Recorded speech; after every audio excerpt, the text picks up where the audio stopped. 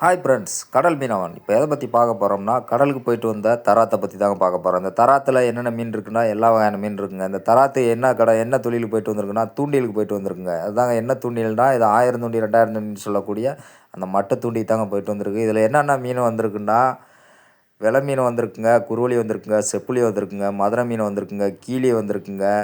அப்புறம் மீனில் எத்தனை வகை இருக்கோ அதில் எல்லா வகையான மீனுமும் இதில் வந்திருக்குங்க. இந்த பாருங்கள், வாளை மீன் வந்திருக்குங்க. இந்த வாளை தும்பு வச்சு ஓடுவாங்க. அந்த தும்பு 100 தும்பு வச்சு இலக்குனா 100 தும்புலையும் 100 வாழை பிடிக்குங்க. ஸ்பெஷலாக பிடிச்சிருவாங்க அவ்வளோ வாழையும்.